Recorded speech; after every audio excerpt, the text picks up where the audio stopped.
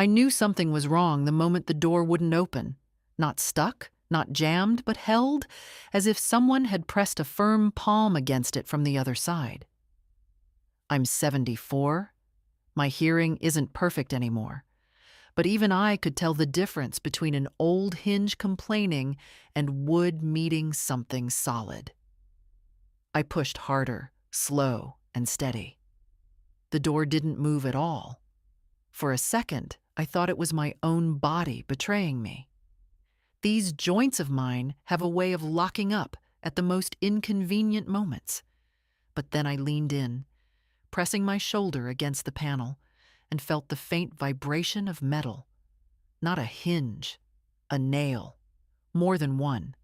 I didn't panic. That's something old age teaches you.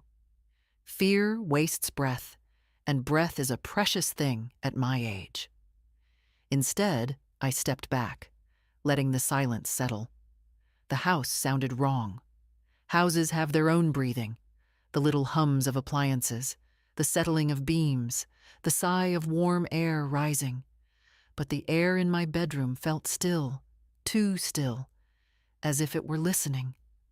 Then the smell reached me. Not the clean kind of smoke that drifts in from someone's fireplace, but the heavy, sour bite of something starting to burn where it shouldn't. I went to the window. The frame was old, painted too many times, but the lock still worked. I lifted it, feeling the sticky resistance. Before opening it fully, I glanced back at the door. The smoke was creeping in under the gap at the bottom. A thin gray line. It moved with purpose. Smoke always tells the truth. I took the wooden chair from my vanity table. It wasn't much. My husband bought it 40 years ago, thinking I'd appreciate something elegant. It has a carved back and thin legs never meant for violence. Still, I held it with both hands, lifted it to shoulder height, and swung at the window. The first hit cracked the glass. The second made a hole. The third broke through completely, sending shards crashing onto the lawn outside. A few pieces cut my forearm, but the sting felt distant, as if it belonged to another body. Cold air rushed in, and with it the real sound of the fire. The low, hungry hum of wood beginning to surrender. I leaned out. The drop wasn't far, but at my age, even a small fall can steal months of mobility. So I sat on the windowsill first, sliding one leg over, then the other, lowering myself until my feet touched the narrow strip of dirt below. My knees trembled but held. When I straightened up, brushing glass from my sleeves, I looked toward the lawn, and there she was, my daughter. Diana stood near the hedge with her phone raised, the little red recording light blinking like a heartbeat. Her free hand lifted halfway, as if she intended to run toward me. But she didn't move. She only looked at me, eyes wide, mouth slightly open, breath steady. Too steady. She didn't say "Mom," she didn't say anything. Behind me, the bedroom window glowed orange. Smoke puffed out around me like an accusation. Somewhere down the street a siren began to wail, growing louder. But the world around us, the lawn, the hedge, my daughter's face, stayed strangely calm. Diana lowered the phone a fraction, just enough for me to see the expression she was trying to hide. Not shock. Not relief. Annoyance. As if I had ruined something she'd planned carefully. I stepped forward, feeling the damp earth sink a little under my shoes. The sirens grew louder.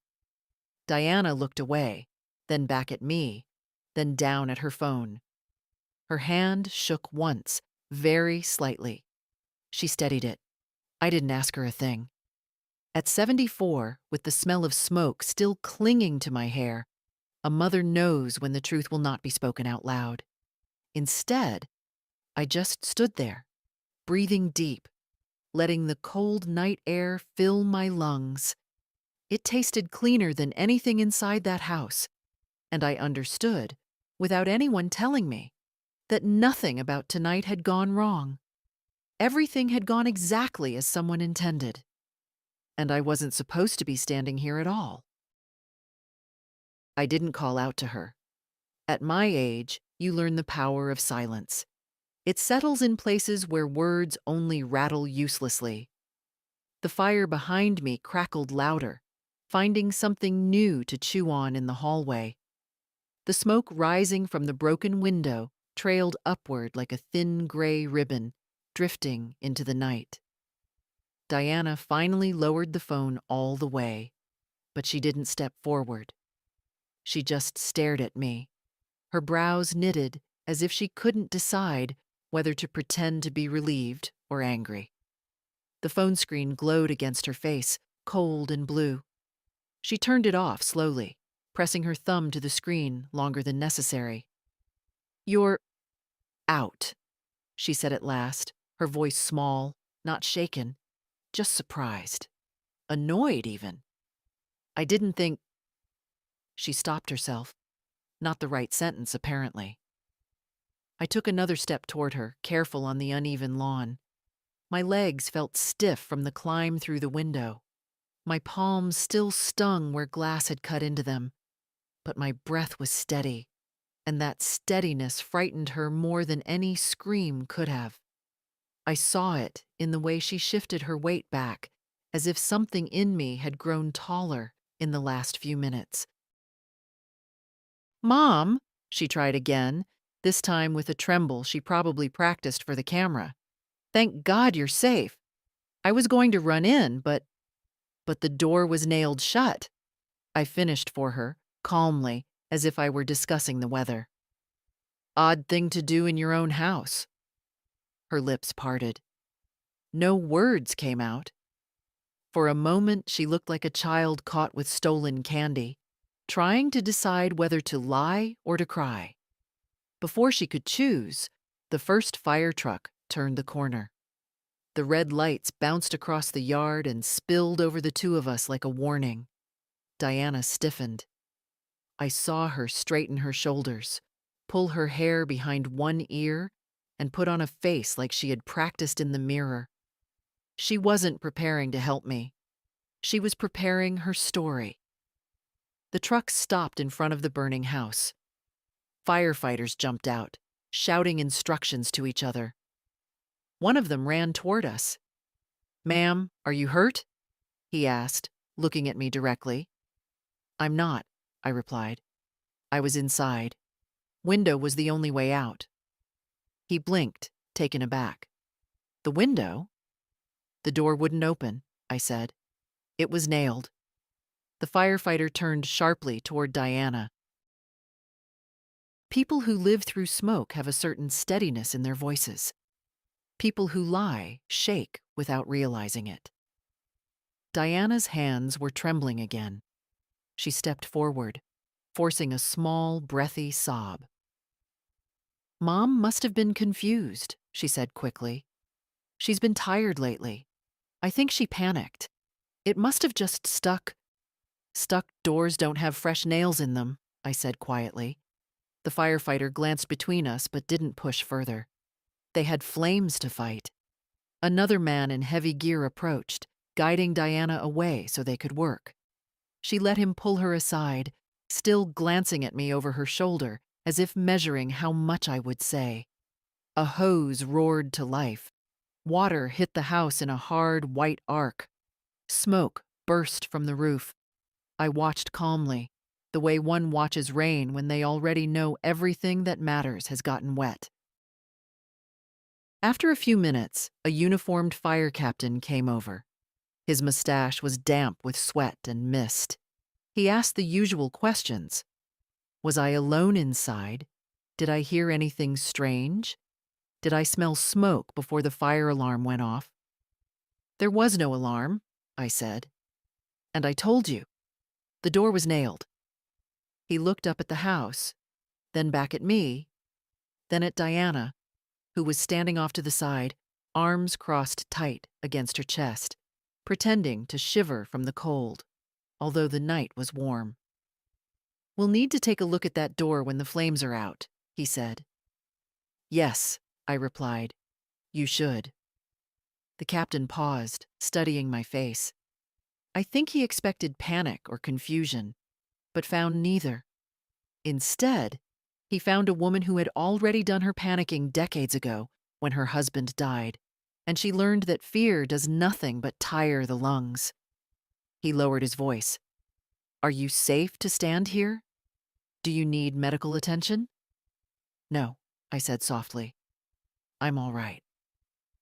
Behind him, the glow through my bedroom window began to dim as the water took hold. The house was wounded, but not lost.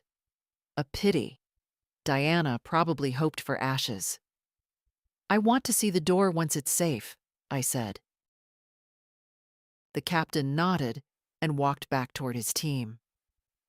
Diana approached me tentatively, as if the air around me were dangerous. She pulled a blanket from a medic's hands and draped it over my shoulders, for the benefit of the onlookers. "Mom, listen," she whispered sharply, her teeth clenched around the softness she pretended to offer. "Don't say things like that. You're confused. Smoke can—" "Diana," I said, looking straight at her. "I wasn't supposed to survive tonight, was I?" Her face changed, not dramatically. She wasn't foolish enough for that. But just a flicker, a tightening around the eyes. "No," she said too quickly, shaking her head. "Of course not. How can you even—" But her voice cracked on the last word. A crack, just like the window. Just like her plan. And suddenly, I knew with absolute clarity that what I had escaped wasn't just a fire. It was my own child's belief that I no longer mattered. And that knowledge, more than the flames, chilled me to the bone. The fire was mostly out by the time they let me move closer. The air still smelled sharp and dirty, the kind of smoke that clings to the back of your throat and stays there even after you drink water. I wrapped the blanket tighter around me, less for warmth than for something to do with my hands. They were still trembling, not from fear, but from the strain of holding myself steady. A young paramedic came over with a flashlight and asked to check my oxygen levels. I let him. I've learned over the years that fighting kindness only makes it awkward. His hands were gentle, his voice calm. When he finished, he nodded approvingly. "You're lucky," he said. "Most people trapped inside a burning house don't get out fast enough." I didn't answer. I wasn't interested in talking about luck. Behind him, a cluster of firefighters carried out what was left of my bedroom door. It looked obscene in the open air. A private thing ripped from where it belonged. I stepped toward it, slowly, until the fire captain noticed and walked over. "Ma'am, don't get too close. There are exposed nails." "I'd like to see them," I said. He hesitated only a second before nodding. "All right."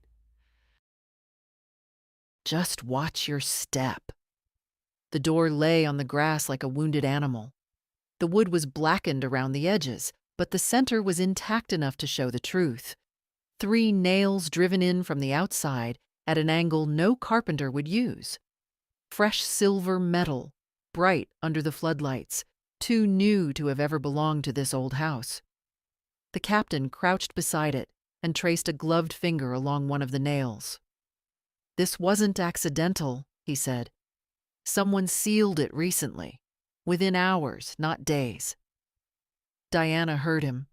She turned her back to us, pretending to talk to one of the insurance men who had arrived far too early for this to be coincidence. Her voice was sharp, low, strained. The captain rose and faced me. "Ma'am, you said you were alone inside?" "I was," I answered. "And no one else had access to the house tonight?" I looked at him, at his calm eyes, at the soot on his helmet, at the streak of sweat drying on the side of his face. This man had seen worse than my truth. "My daughter was here," I said. "She told me to rest. Said she'd take care of some things in the hallway. Then she stepped out. And not long after, I smelled smoke." He took that in with a slow breath. Not surprised, not shocked, just thoughtful. "Would you be willing to speak with the fire investigator?" he asked. "Yes." "Now?" "Yes." There was no need to think. Some doors you open before you give yourself time to hesitate. A tall man in a dark jacket approached. He introduced himself, but his name slipped past me. Not because I didn't hear it, but because names don't matter when someone's job is to listen to the worst parts of your life. He pulled out a small notebook and a pen. "Mrs. Hale, tell me everything exactly as it happened." So I did. Not dramatically, not with trembling voice or wide eyes, just steadily, the way one reads instructions for something fragile. I told him about the door, the nails, the smoke, the window, the chair, the fall, and finally, about seeing Diana on the lawn, filming. When I mentioned the phone, the investigator's pen paused. "Filming?" he asked. "Yes." "Was she calling for help?" "No. She was pointed at the house." "Was she calling your name?" "No." He didn't look up from the notebook, but I felt the shift in the air. A small, almost imperceptible tightening, like a knot forming in a rope. "And did she assist you once you were outside?" he asked. "No." "No attempt to approach you? Support you? Check your injuries?" "No." Only then did he lift his eyes. They were steady, unreadable. "Is there any reason your daughter would benefit from an accident occurring tonight?" I took a breath. At 74, breaths come slower, fuller. I let mine settle before answering. "She has talked about the house," I said. "A lot. About insurance, about needing space, about needing money, about how I shouldn't be living alone at my age." "Any financial conflicts?" "Not conflicts," I said quietly, "but expectations." He wrote that down too. Behind us, Diana was pacing near the hedge, arms folded tight, jaw clenched. Her phone, now lowered, hung uselessly from her fingers. She kept glancing toward us, her expression shifting from impatience to worry to anger. She looked like someone watching a dam develop cracks. The investigator closed his notebook. "Thank you, Mrs. Hale. That was very helpful." Before I could respond, a car pulled up fast, too fast, and braked sharply. A man in a suit stepped out, his tie crooked, hair messy as if he'd dressed in a hurry. He strode straight toward Diana. I recognized him, her boyfriend, the one who never looked me in the eye. He whispered something harsh at her. She flinched. They argued in quick, sharp bursts, too low for me to hear. But the way they kept glancing at me, that said enough. Another firefighter approached the captain, murmured something. The captain nodded, then pointed toward the burned doorway. The structure was stable enough now for closer inspection. They would find more nails, more evidence, more answers Diana did not want found. The investigator looked at me again. "We'll need you at the station tomorrow. Just to formalize your statement." "I'll be there," I said. He gave a respectful nod and walked away. Diana watched him go, her face tightening with each step he took. Then she looked at me, not with fear, not with guilt, but with something far colder. Blame. As if I had ruined her evening, her plan, her life. And standing there, blanket around my shoulders, smoke still clinging to my clothes, I understood something simple and hard. My own daughter saw me not as a mother, but as a problem she had tried, and failed, to solve. The investigators didn't leave right away. They stayed long after the last flames hissed into silence, combing through the hallway with flashlights, bending down to study scorch marks, touching the wood as if they were reading it like Braille. Fire leaves patterns. It speaks. And the men who've spent their lives listening to it know when it's lying and when someone else is. I stood a little distance away, watching them move through my home like careful surgeons. The blanket around my shoulders had grown damp from the night air. My hair smelled like smoke and old paint, but my mind was sharper than it had been in years. Fear has a way of waking up parts of you didn't know had gone to sleep. One of the investigators stepped out of the front door, holding a small metal object with a gloved hand. Even from where I stood, it gleamed under the floodlights. A nail, not charred, not old, clean, straight. Recently hammered. He looked at the fire captain, who nodded grimly. Diana's boyfriend, Mark, was pacing near the driveway. He rubbed his temples, muttering something to her. I couldn't hear the words, but I didn't need to. I knew the tone. It was the sound of someone realizing all the traps they set were suddenly pointing in the wrong direction. "What do you mean they're saying that?" he snapped at her, a little too loud this time.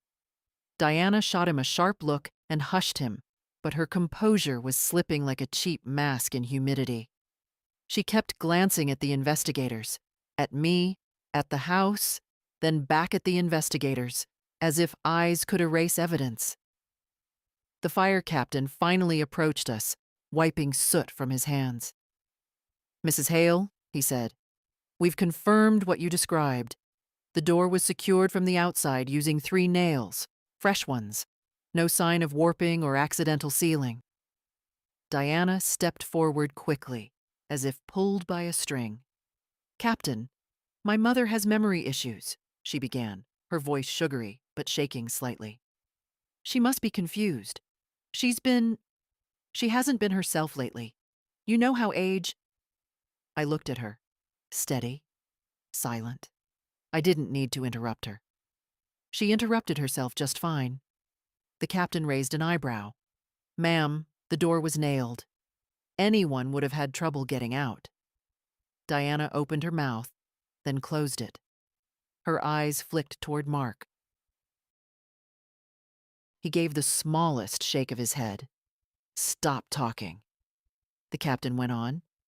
"We'll need to secure the house until the investigation is complete.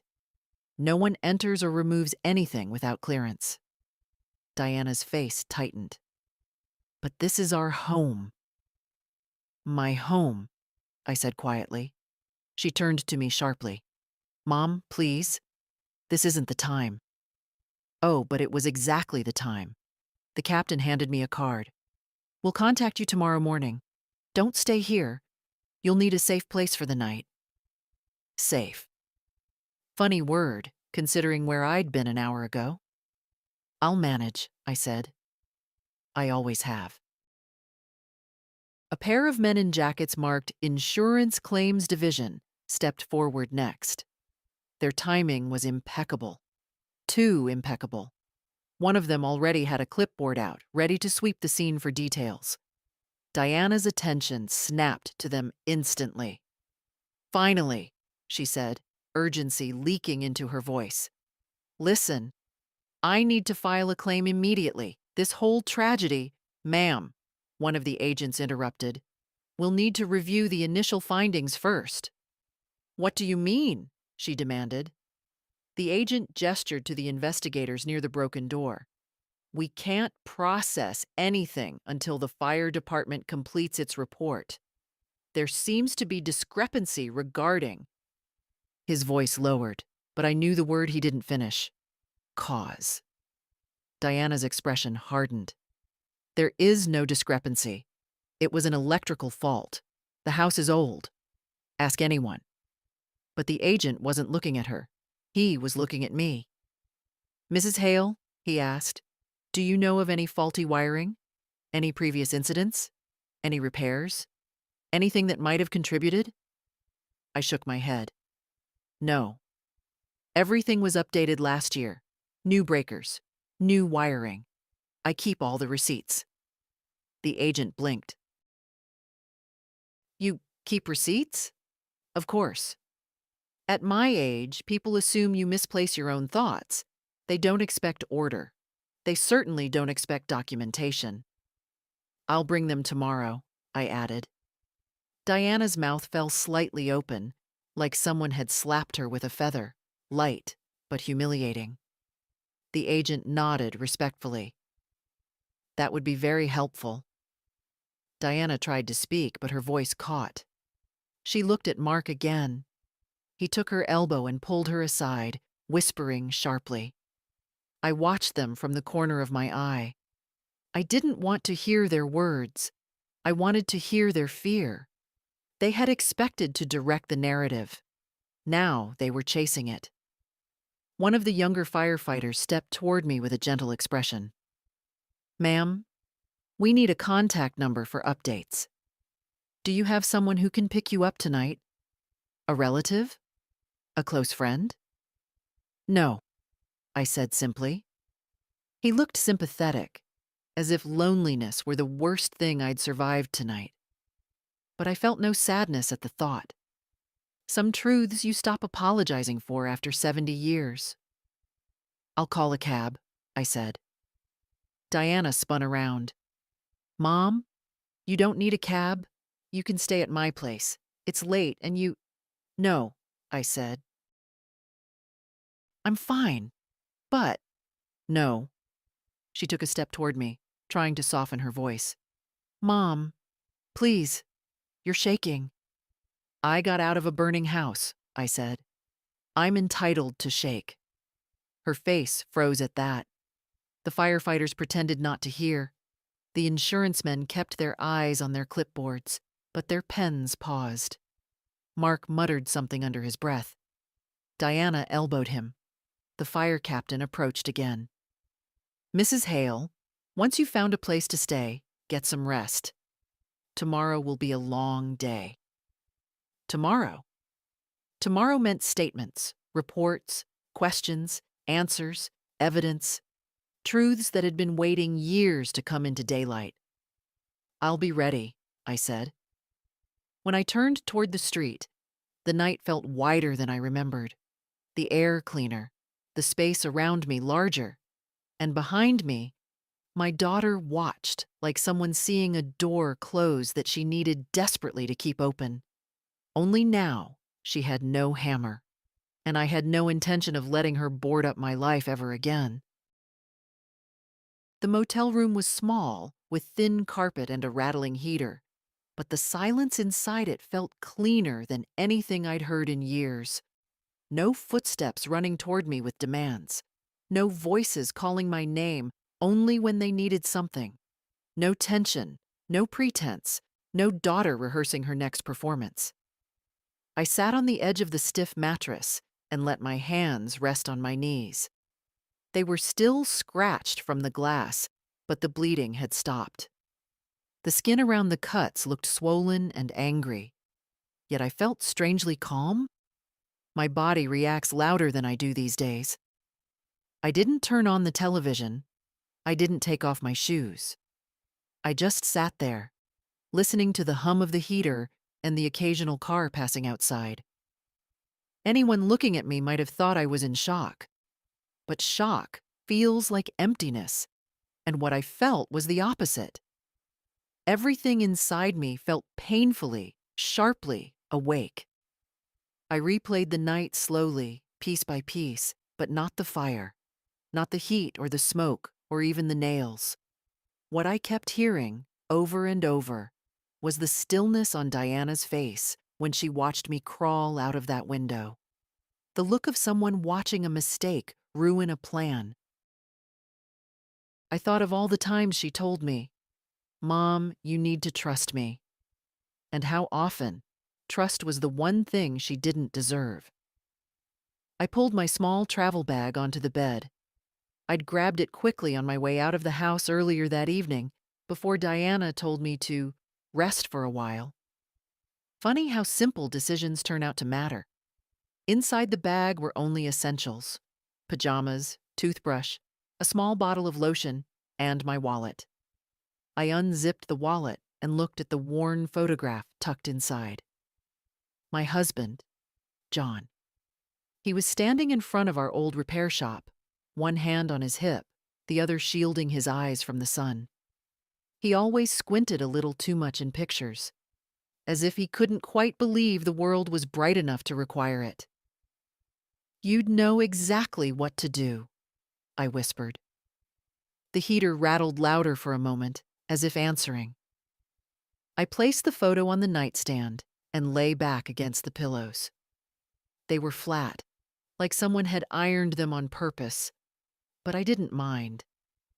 I stared at the ceiling, tracing the faint water stains that curled like old tree branches. My body felt heavy, but there was no urge to sleep. Instead, there was a slow, growing anger, not hot and wild, but something older and quieter. Something that had been pushed down so many years it had learned to live in the cracks of my ribs. It spread through me with a clarity that almost steadied my heartbeat.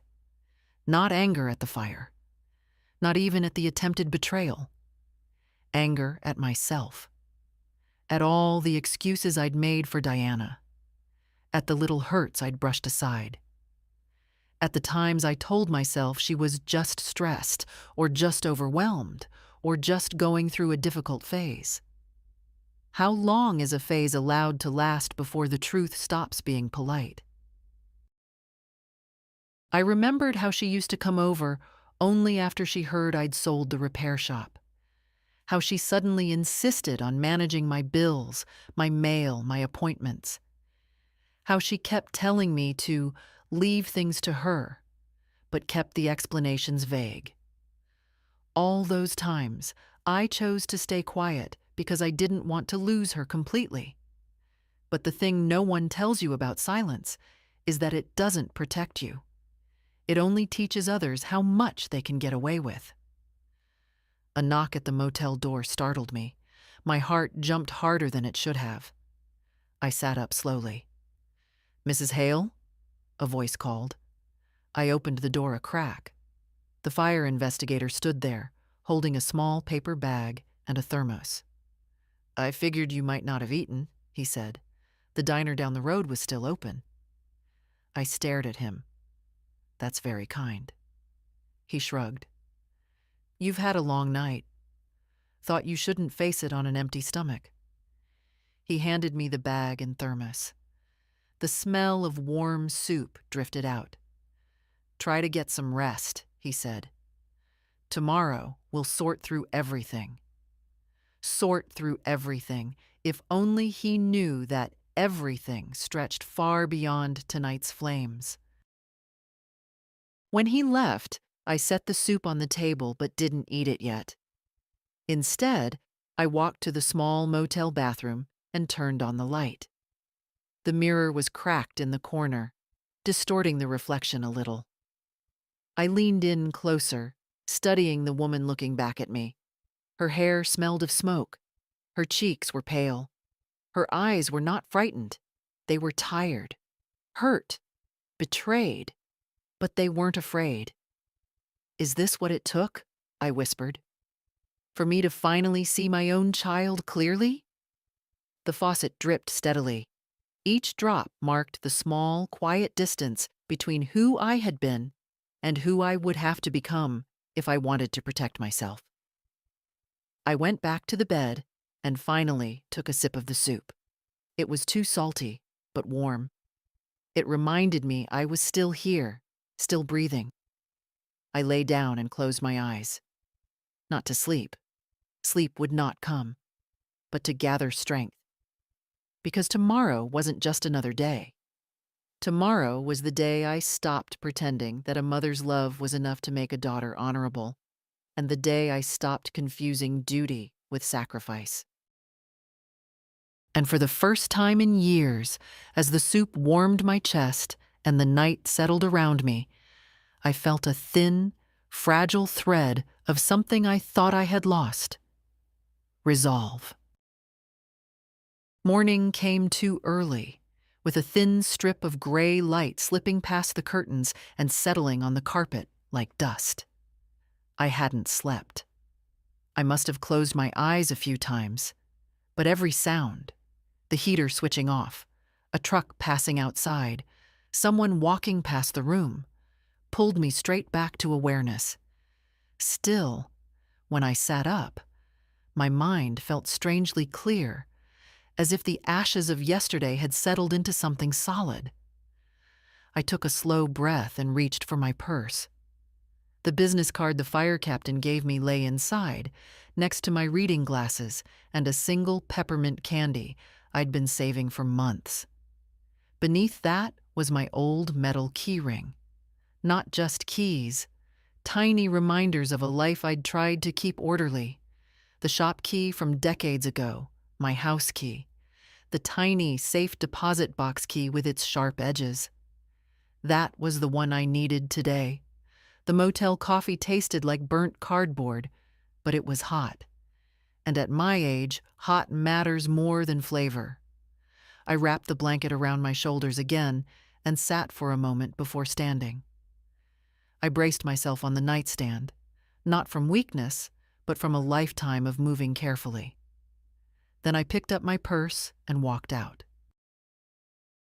The morning air felt colder than it should have. Maybe that was just my body trying to adjust. The cab driver didn't talk much. Fine by me. He dropped me off in front of the bank, a building with polished glass doors and a tidy row of shrubs out front. Too neat to match the weight of what I carried inside. Inside, the receptionist recognized me. "Good morning, Mrs. Hale. Do you need access to your box today?" "Yes," I said. "I do?" She nodded politely, not knowing how profound that simple errand had become. The vault room was always cold. I sat at one of the small metal tables and placed the safe deposit box in front of me. When I opened it, the faint smell of paper and old metal rose. A quiet smell, like secrets that had waited too long. Inside were envelopes, folders, old receipts, the kinds of things most people throw away. But I wasn't most people. I had kept everything John and I ever signed together. The deed to the house, the sale papers for our repair shop, insurance forms, bank statements. Letters from the bank showing every transfer I ever made, none of which Diana had bothered to ask about. She thought I forgot things. She thought age meant confusion. She never understood that I forget people far sooner than I forget paperwork. I opened the folder with the shop sale documents. John and I worked in that place for 40 years. My name was on every contract. When I sold it after his death, I kept a full copy, legally notarized, properly sealed. Diana had always assumed the money from that sale was already gone. She never asked how much remained. She never asked where it was. She only hinted here and there that an accident could simplify things. And now she understood that accidents leave traces. I pulled out another envelope, one she didn't know existed. My updated homeowner's insurance policy, signed last spring. I remembered the agent's words. "You're fully covered, Mrs. Hale. Just keep these documents safe." Safe. He would be proud of how literally I had taken that advice. A quiet knock on the vault doorframe made me look up. It was Mr. Jennings, the branch manager. He'd known me since I was a young wife bringing in rolled coins to deposit for the shop's first loan. "Mrs. Hale," he said gently. "The fire department investigator called. He said you might come today. He asked me to make sure you had access to anything you needed." "Thank you," I said. He hesitated, then added, "I'm sorry about your daughter." I closed the folder slowly. "Everyone is," I said. "Except her." He didn't ask more. He simply walked away, giving me the dignity of silence. I gathered the documents into neat stacks. My hands shook a little, not from fear, but from the weight of what I was doing, what I knew I had to do next. Diana had spent years assuming I was weak. That age had worn me down. That grief had made me soft. But age is not softness. It is study. It is memory. It is the long, slow gathering of truths others hope you've forgotten. When I closed the box and stood, my knees protested, but my resolve didn't.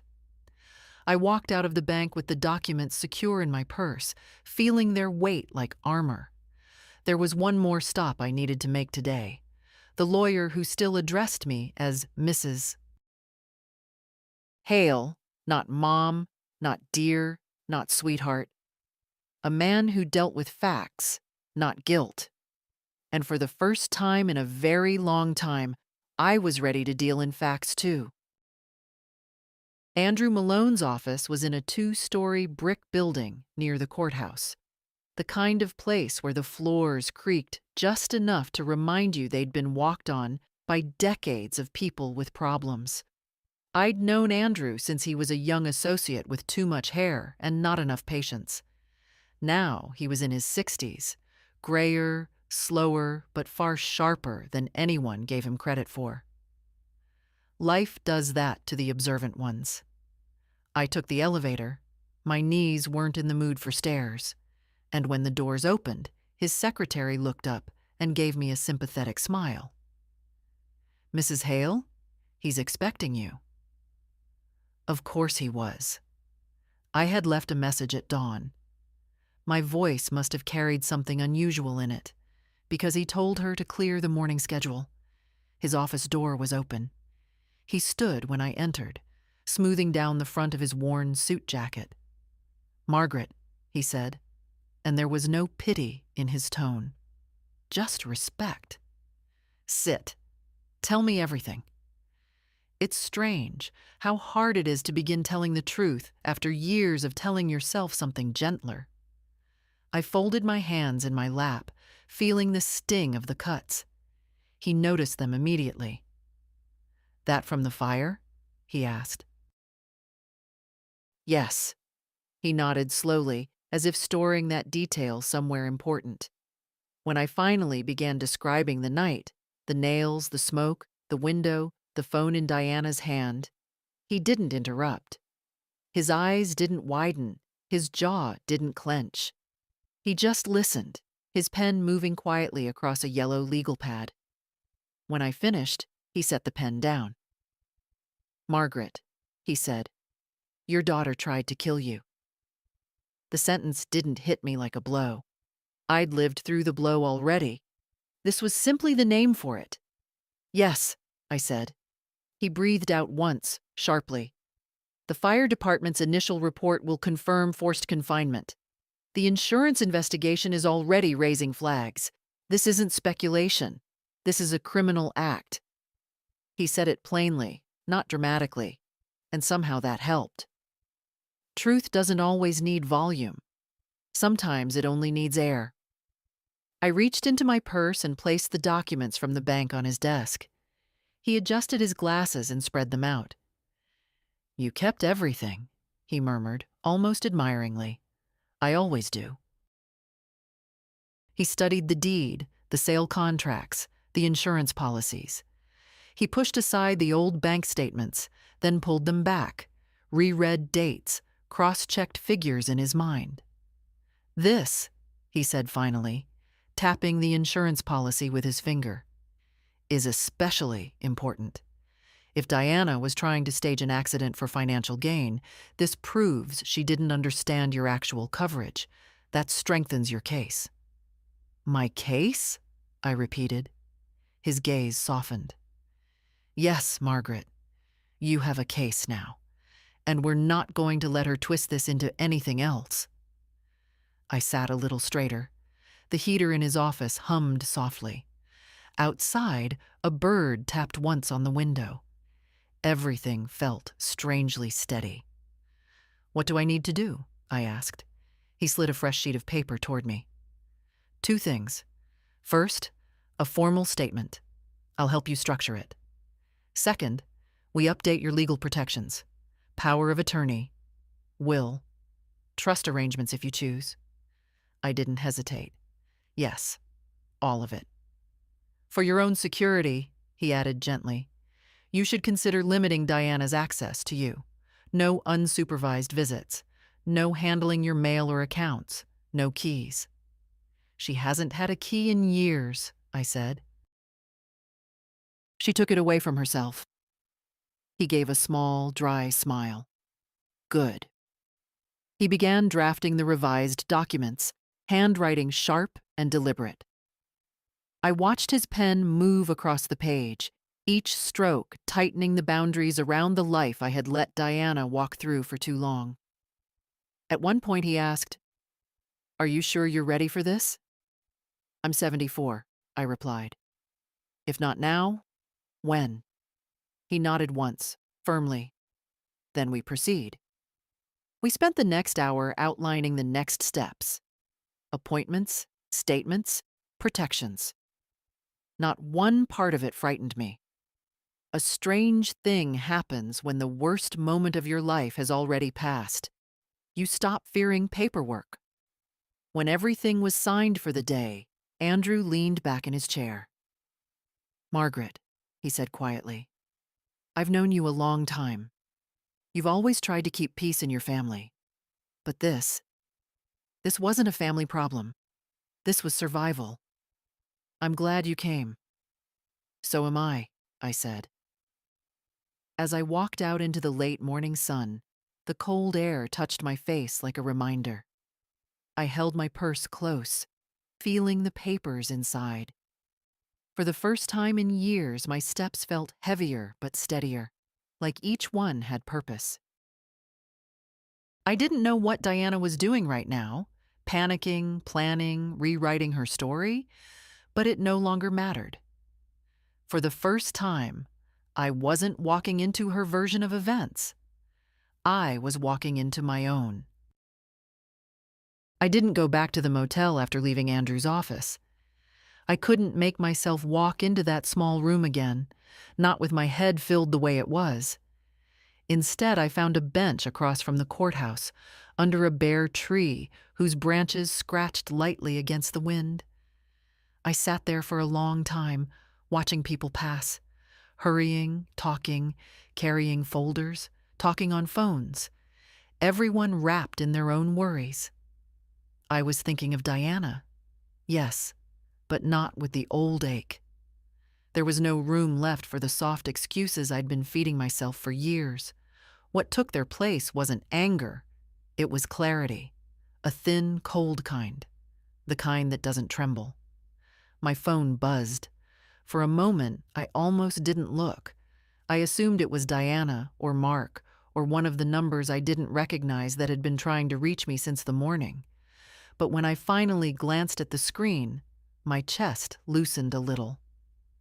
Emily, my granddaughter. Her message was simple. "Grandma, can I come see you?" I typed back, "Yes. Tell me where you are." She arrived 20 minutes later, walking quickly, her long, dark coat flapping in the wind. Her hair, usually pinned tidy, had come loose in strands. She looked worried, but not afraid. When she spotted me on the bench, she broke into a half run. "Grandma," she breathed, sitting beside me without asking. "Are you okay? I came as soon as—" She paused, catching her breath. "I've heard things. Dad's talking to Mom. People are saying you were trapped." Her voice wavered, but she kept her eyes on mine, searching for truth. "You heard correctly," I said. She shut her eyes tight for a moment, as if bracing herself. Then she opened them again. "I knew something was wrong," she whispered. "Mom's been acting strange for weeks. And yesterday—" She swallowed hard.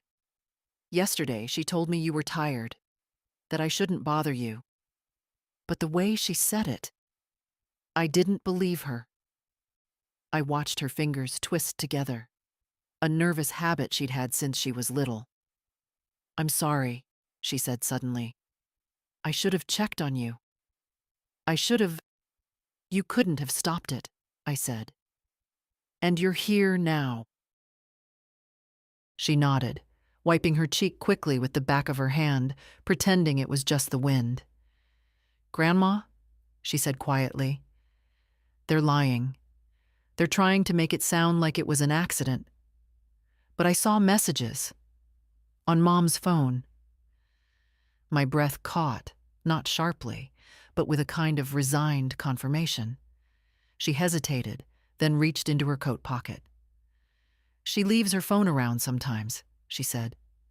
She thinks I don't notice anything. Her voice tightened. But she talks about the house, about how she's waiting on paperwork, about how it would all be easier once things were settled. She handed me her phone. I didn't scroll. I didn't need to. The preview of the last message was enough. Mark, everything is ready. After tonight, we can finally breathe. I gave the phone back gently. Emily pulled her coat tighter around herself, as if the world had grown colder in the last few minutes. I didn't want to believe it, she whispered. But last night, after I heard about the fire, I knew. Her voice broke on the last word. I placed my hand over hers. Her fingers were cold, but they didn't pull away. What's going to happen now? She asked. An investigation, I said. Statements, paperwork, truth. She nodded, but her shoulders sank. Dad's not himself anymore, she said softly. He listens to her. He believes everything she says. I know. I don't want to lose you, she said suddenly. Not to them, not to any of this. You won't, I answered. She leaned gently against my shoulder, the way she used to when she was a little girl afraid of thunderstorms. I let her. Maybe I needed it as much as she did. After a long silence, she sat up and looked at me with a steadiness that felt far older than her 19 years. Whatever you need, she said. I'm with you. I believed her, because she wasn't saying it out of guilt or fear or calculation. She was saying it because she still knew what family was supposed to mean. And in that moment, on a cold bench across from the courthouse, I realized something simple and painful. I hadn't lost everything. Just the parts that were already gone long before the fire ever touched my door. By late afternoon, the cold had settled deep into my bones, the kind that doesn't leave even after you warm your hands. Emily insisted on driving me back to the motel. She stayed until she saw me unlock the door, then hugged me tightly before heading home. I watched her car pull away, the taillights fading into the gray of the evening. For a moment, I let myself breathe. Just one quiet breath. But peace never lasts long when someone else is panicking. It started with a rapid knock on the door, too harsh, too frantic to belong to a stranger. I didn't move at first. Then the knock came again, louder, and a voice followed. Mom, open the door. Diana. The voice of someone who didn't come to apologize, but to salvage whatever pieces of her plan she could still grab. I opened the door only halfway. She pushed lightly against it, as if she expected me to let her in by instinct alone. I've been calling you all day, she said, breath uneven. Why aren't you answering your phone? I've been busy, I said. Her eyes flicked over my face, trying to read me, trying to guess how much I knew. She stepped forward again, but I kept my hand on the door. Mom, please, she said, softening her tone. I just want to talk. The thing about softness is that it means nothing without sincerity. Hers slid off me like cheap perfume. Talk, then, I said. She hesitated, not used to me standing in my own doorway like a gatekeeper, not used to me blocking anything. Everyone's confused about what happened last night, she began quickly. The fire investigators, the insurance people, they're misunderstanding everything. I'm trying to clear things up, but it's complicated. It seems simple to me, I said. The door was nailed shut. Her face twitched, just a small betrayal, but enough. Mom, you're tired, she said. You were probably disoriented. No, I said. It was the quietest interruption I'd ever made in my life, but it stopped her cold. I could see her working through her next set of lines, the way a performer flips through a script in her head. She pressed her lips together. Then she tried a different angle. You're making this harder than it needs to be, she said. If you tell them you're not sure about the door, if you say you panicked, the insurance claim will go smoothly. We'll be able to rebuild. You'll get a new bedroom. Maybe a new wing? A new wing, as if life were measured by how many rooms one could add. You want me to lie, I said. I want you to help, she snapped. This affects all of us. All of us? I repeated. She winced, realizing she'd exposed more than she meant to. Her voice rose, brittle around the edges. Mom, listen. If you tell them the wrong story, they could deny the claim entirely. Do you understand what that means? We'll be drowning in debt. I have bills. Mark has... Plans? I asked. Investments? A future paid for by an insurance tragedy? Her cheeks flushed. I never said that. You didn't have to. She looked away then, blinking too fast, breathing too quickly. I could see her panic pressing against her ribs, trying to claw its way out. Not remorse. Fear of losing control. Finally, she said, You're going to ruin everything. I'm going to tell the truth. That's the same thing, she whispered. The hallway light flickered above her, buzzing faintly. It made her look smaller somehow, less like the daughter I had raised, and more like a stranger who had borrowed her face. She tried one last time. Mom, please, don't do this. Not to me. That was the moment I felt something inside me shift. Something that had been stiff and dormant for years. A boundary, a spine, a knowledge that motherhood doesn't mean surrender. I'm not doing anything to you, I said. You did that yourself. Her breath caught. For a second, she looked 14 again, caught lying about breaking a window. But at 14, her shame had been real. This was something else. She stepped back with a sharp exhale. Fine. Do whatever you want. But don't expect me to fix anything for you after this. Don't expect help. I almost laughed, not out of humor, but out of the quiet realization that she truly believed she ever had helped. Good night, Diana, I said. I closed the door gently, not slamming it. Slamming is for people who need to be loud to feel strong. I stood there, hand on the knob, listening to her footsteps retreat down the walkway, quick and angry. When silence finally settled in again, it felt lighter, not peaceful. Peace wasn't ready for me yet, but honest, and that was more than enough. I woke early the next morning, not because I slept well, but because my body had had enough of lying still. The motel bed had left a stiff line down my back, and for a moment I wasn't sure if it was the mattress or the weight of everything waiting outside the door. But the air was clean, and the world was quiet, and that was enough to make me stand. I took a slow shower, letting the hot water soften the tightness in my shoulders. When I stepped outside, the cold morning hit my face with the same blunt honesty as yesterday's truth. I called a cab, and when it arrived, I asked to be taken to my house, not to go inside, but because the fire department had called. They wanted to walk me through their findings. I wasn't prepared to see the yellow tape. Somehow, I thought they'd remove it overnight. But there it was, stretched across my porch railing and front door, fluttering in the wind like a warning I didn't need. The house looked tired, wounded, but standing. Stubborn thing. It reminded me of myself. A small group waited by the sidewalk. The fire investigator, the captain, and a woman with neatly pinned hair and a clipboard.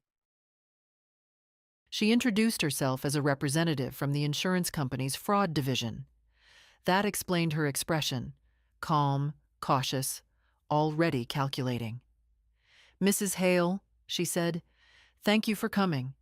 We want to review preliminary observations. It will help us understand what really happened." What really happened? Finally, someone asked the right question.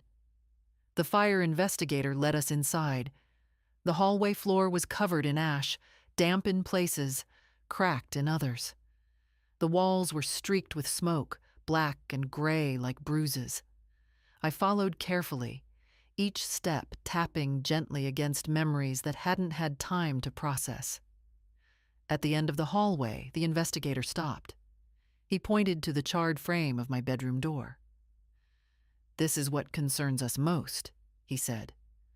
The nails were still visible, bent now, blackened, but unmistakable. The burned wood around them had receded, making them stand out like exposed bones. "These nails were driven in recently," he continued. "Clean entry points, no corrosion, and the angles suggest they were hammered in from the outside, not by someone inside the room." The insurance woman leaned closer, inspecting the metal. "How recently?" she asked. "Within an hour or two before the fire began." She straightened her back. "And there's no sign Mrs. Hale had tools in the room?" "No," he said. "And even if she had, the angle would be impossible from the inside." They all looked at me then, as if waiting for a reaction. But what reaction is left to give after you've already lived through the worst moment of your life? "Go on," I said. He led us into the living room. The windows were soot-stained. The curtains were gone entirely. Burned or taken for evidence, I wasn't sure. In the corner, the investigator stopped again. "Mrs. Hale, do you know who this belongs to?" He pointed at the floor. A tool, a hammer. Not mine, not John's. New, with a rubber grip and a bright blue handle. I shook my head. The insurance woman took a photo. "This will need to be examined for prints." The captain added softly, "A neighbor saw someone with a hammer last night." I didn't breathe for a moment. "Who?" I asked. He hesitated. "Mrs. Keating, she lives across the street?" I nodded. I knew her. We waved from time to time, shared tomatoes once in a while. "She says she saw your daughter and her partner carrying wood boards and a hammer into the house late yesterday afternoon." The words hung in the air. Heavy. Certain. The insurance woman adjusted her glasses, as if placing everything into new mental folders. "This is significant," she said carefully. "Given the circumstances." Circumstances. Such a small word for something so monstrous. The investigator guided us back outside. The morning sun was brighter now, bouncing off the river down the street. It felt almost disrespectful how ordinary the day looked. "Mrs. Hale," he said, "I need your permission to take a full sworn statement today. It will support the arson report."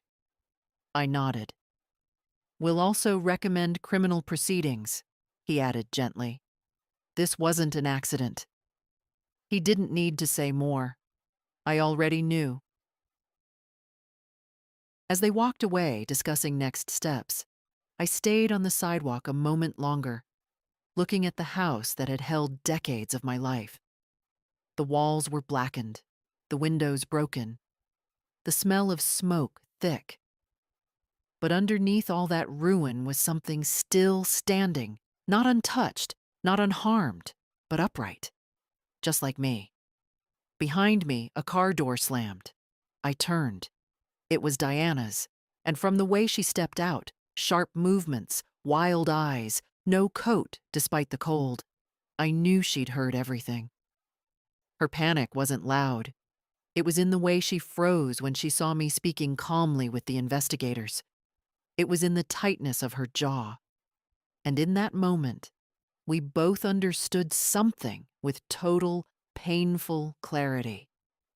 Her story had already begun to crumble, and mine had only just begun to be told. The police station was quieter than I expected. No shouting, no slamming doors, just a low hum of printers and soft conversations, like a library where the books were made of people's mistakes. They led me to a small interview room with a metal table and 2 chairs. I sat slowly, placing my purse on my lap, feeling the faint sting of the cuts on my palms when I rested them together. A detective entered a moment later, middle-aged, with tired eyes, and a badge that looked older than his suit. He greeted me politely, not with pity, and that alone made it easier to breathe. "Mrs. Hale," he said, settling across from me, "I want you to know you're not a suspect. You're a victim, but I need a clear, detailed statement." "I'm ready," I said. And strangely, I was. He clicked on the recorder. The little red light blinked, steady as a heartbeat. Then he folded his hands and waited. I spoke the way someone speaks when they're sorting linens, slowly, carefully, making sure nothing is left tangled. I told him how Diana had insisted I rest, how she'd kept me in the bedroom longer than necessary, how the door refused to open, how the smoke slipped under the wood like a warning, how I broke the window, climbed out, and found my daughter filming. When I reached that part, the detective's pen stopped moving. "Filming?" he repeated quietly. "Yes," I said. "Not calling for help. Filming." His jaw tightened almost imperceptibly. I kept going. The hammer, the nails, the neighbor's sighting. Diana's behavior afterward, more irritated than relieved. Her visit to the motel, asking me to correct my memory so the insurance claim wouldn't be denied. I didn't raise my voice. I didn't tremble. The words came out steady, like stones laid one after another on a path. When I finished, the room was silent. The detective leaned back slowly, exhaling through his nose. "Mrs. Hale," he began, then paused. "What you're describing, this isn't confusion or an accident. This is intentional, and it's serious." "I know," I said. "Did your daughter ever threaten you before? Ask for money? Pressure you about the house?" "Not directly, but she assumed things. Spoke as if I had already given her everything, as if my life was just the part before she inherited." He wrote that down carefully. "Do you feel afraid of her?" he asked. I thought about that, about the fire, about the moment I saw her phone aimed at my burning house, about the motel hallway where she tried to force me into one final lie. "No," I said. "Not anymore." He studied me for a moment. Perhaps he expected tears, or shaking hands, or a voice that cracked. But survival can make a person unnervingly calm. "Your statement is strong," he said. "And with the physical evidence, the insurance records, and your neighbor, we have enough to proceed." Proceed? Another small word for another irreversible step. He turned off the recorder, the little red light dying quietly. As he stood to walk me out, he said, "You've been through something terrible. Most people break down after a night like that." "I broke down years ago," I answered. "I just didn't notice it then." He didn't try to comfort me. He only nodded respectfully.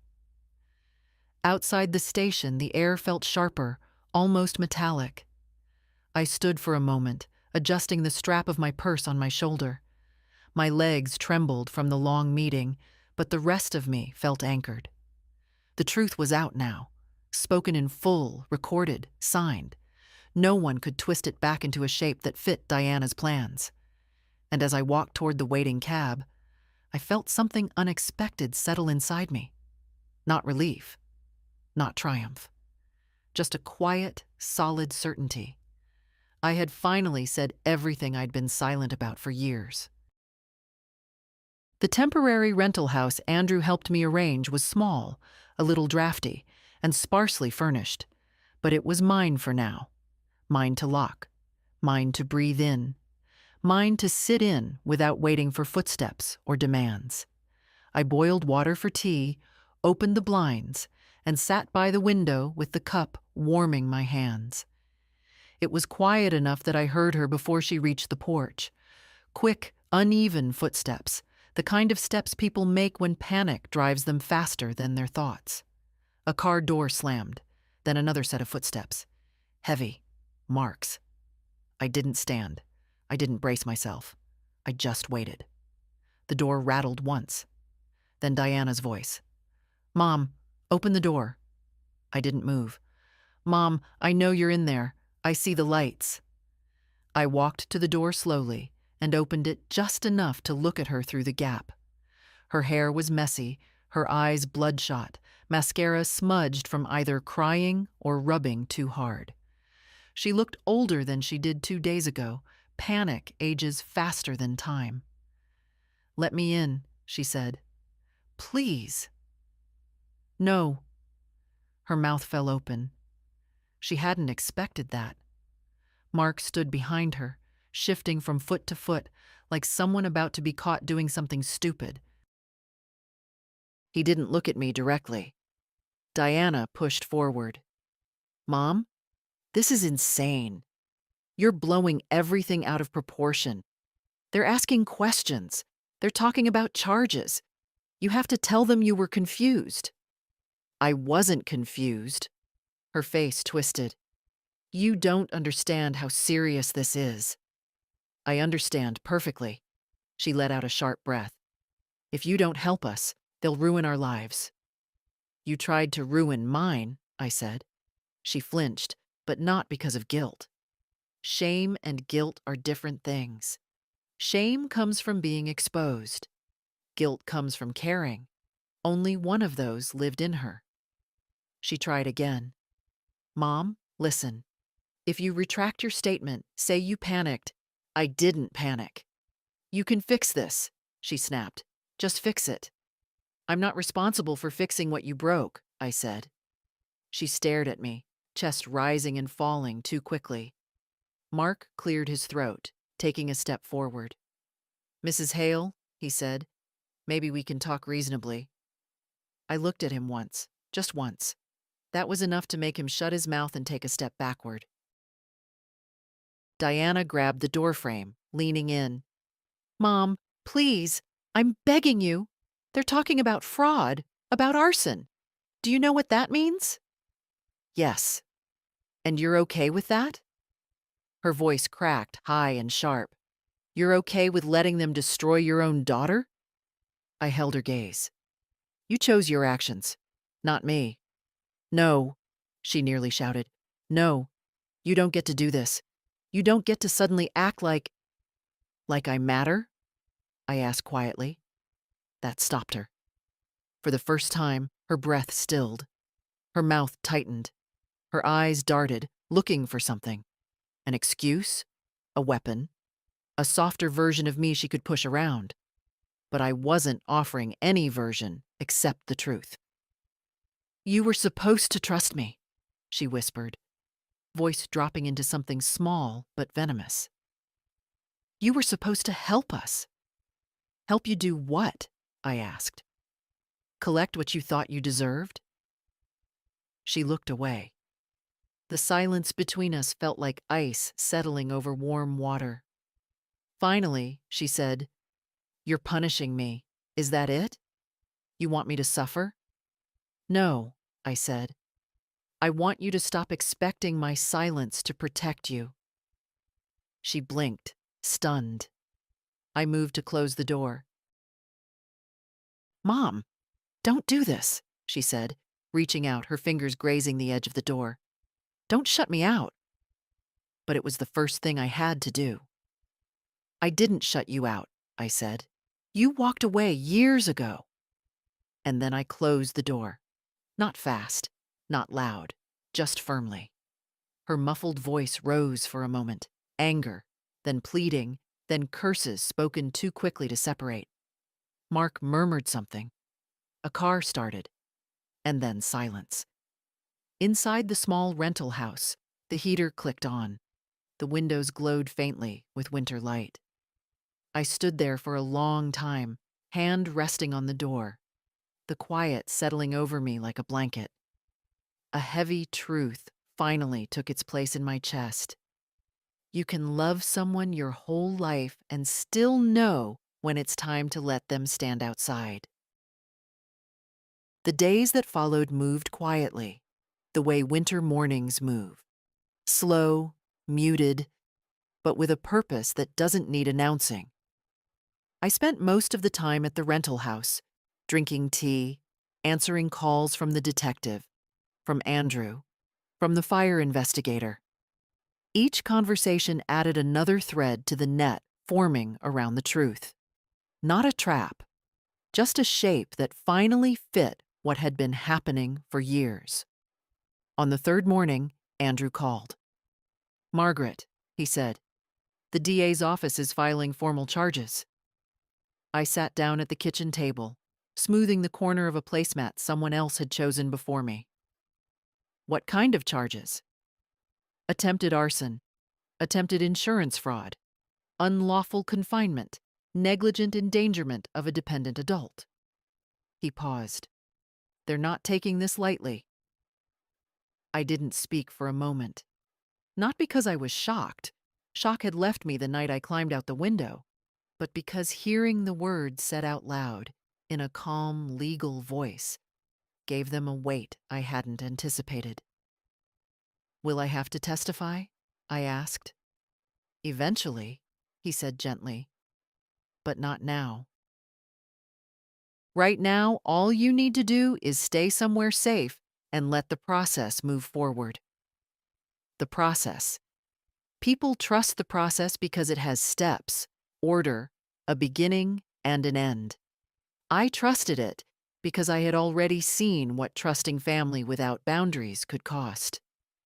"Andrew," I said quietly, "I want to update my will." "I assumed you might," he replied. He came to the rental house that afternoon with a briefcase full of forms.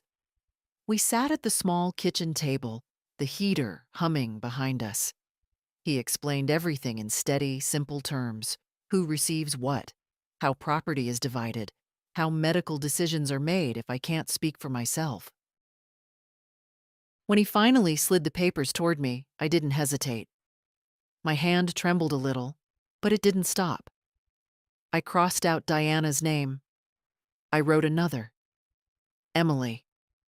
Not because of pity, not because she chose me over her parents, but because she still understood what it meant to care without expecting reward. After I signed the last page, Andrew gathered the documents neatly. "Do you feel all right?" he asked. "I feel," I said slowly, "like I've put something back in its rightful place." That evening, Emily came by with groceries, soup, bread, a small bundle of flowers she pretended she just happened to pick up on sale. She didn't ask about the charges. She already knew enough. Instead, she made tea and sat beside me on the couch, as if she'd always belonged there. "Dad's furious," she said quietly. "He says you're ruining the family." I sipped my tea. A family that falls apart when truth enters the room wasn't whole to begin with. She looked down at her hands, twisting the sleeves of her sweater. "I'm not choosing sides," she whispered. "I'm choosing safety." "I know," I said. "I'm glad you are." We sat together, until dusk painted the window a dull blue. When she finally stood to leave, she hugged me longer than usual. "Grandma," she said softly, "you deserve better than how they've treated you." It was a simple sentence, but it settled over me like warm cloth. Not dramatic, not loud, just honest. After she left, I locked the door and stood for a long time in the quiet house. The walls were thin, and I could hear the wind brushing against them. But the space felt mine, not borrowed, not controlled, not threatened. And as I turned off the lights and walked to the bedroom, one truth glowed steady inside me.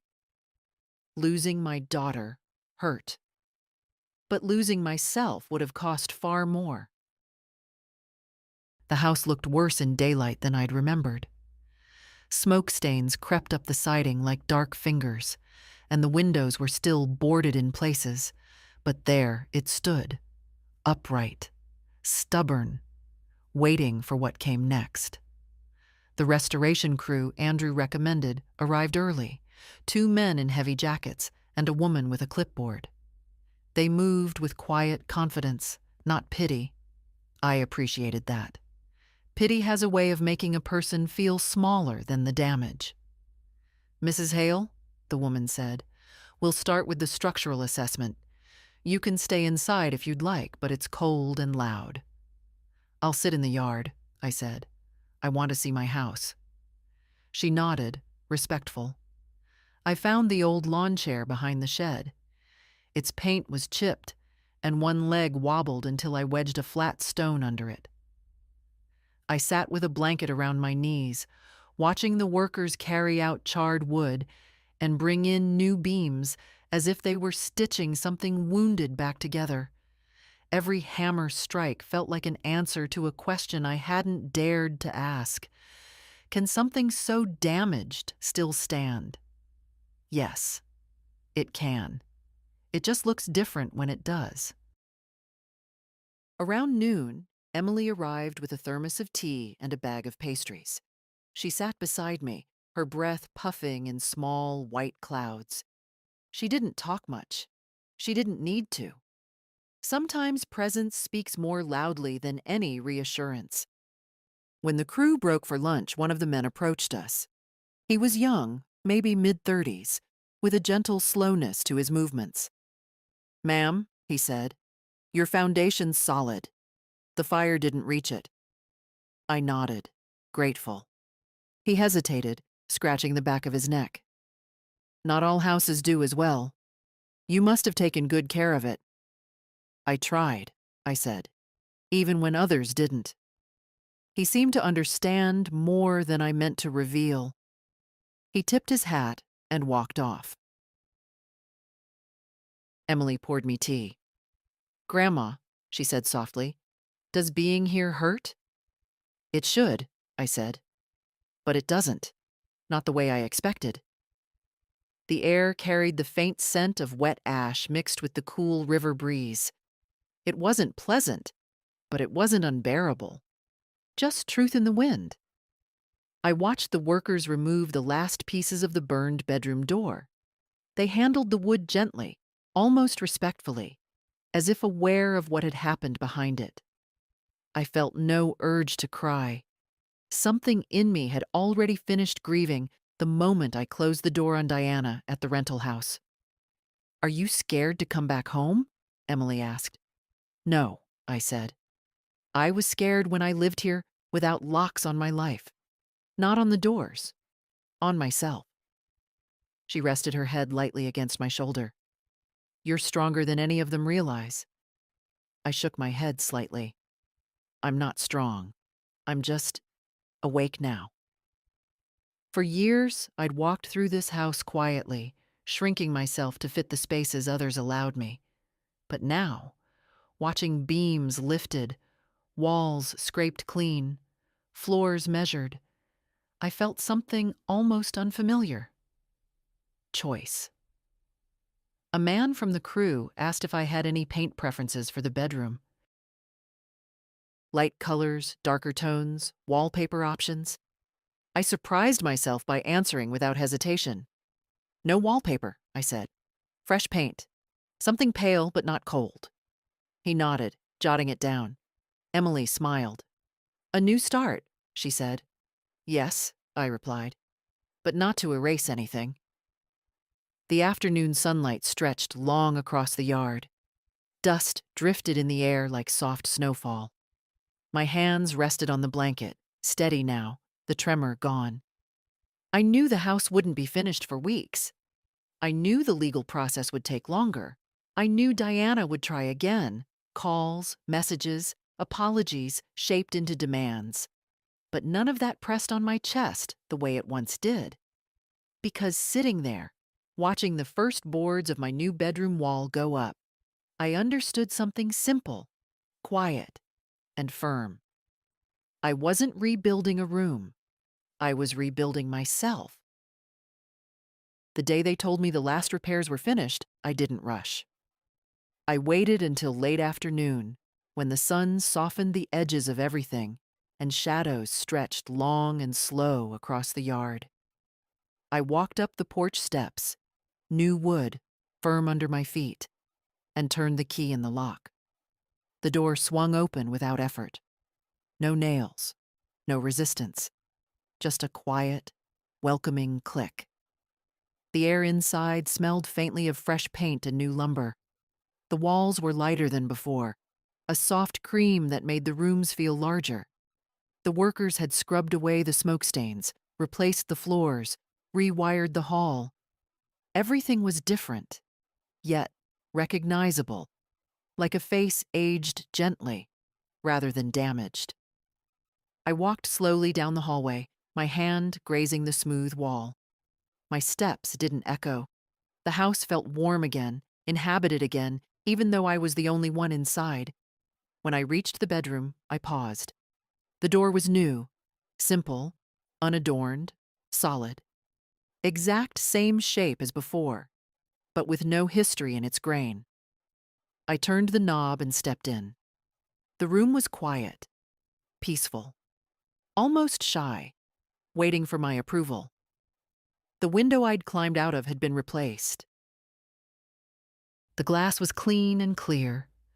Through it, I could see the river in the distance, glinting under the late sun. A small breeze carried the scent of winter grass. I walked to the bed, my old frame polished, the linens freshly washed, and sat down.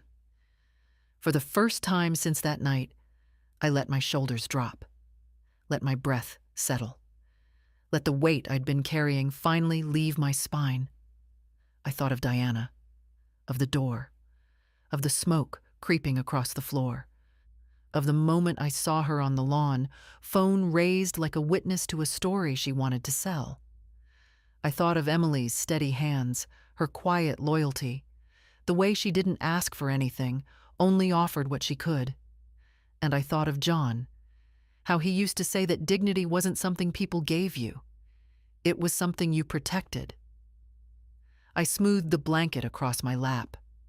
My hands were older now, thinner, the veins more pronounced, but they still worked. They had pulled me through a window. They had signed my name on a new will. They had closed a door in a rental house with more conviction than I'd known I possessed. Outside, a car passed slowly, then faded away. Quiet returned. For a long while, I simply sat there, letting the late light settle over the room. Nothing dramatic. No grand revelation. Just a simple truth filling the air as naturally as breath. I survived my own daughter's absence long before I survived her betrayal. And now, finally, I wasn't trying to earn my place in anyone's life. The house creaked softly, the gentle, familiar kind of sound like old wood stretching its limbs. It felt like acknowledgement. I stood, walked back to the living room, and opened the windows one by one. Cold air rushed in, fresh and honest. I let it sweep through the house, clearing the last remnants of smoke, of memory, of fear. When I closed the final window, The home felt entirely my own again, not because it was rebuilt, because I was. And if my story means anything to someone who's been holding their breath far too long, someone who's been quiet or overlooked or told they shouldn't take up space, then let it be this. You're allowed to reclaim yourself. And if my voice felt steady to you, or if my journey gave you a bit of courage, then stay close. Follow along, speak up, leave your mark. Sometimes all it takes to start again is one door you refuse to let others close.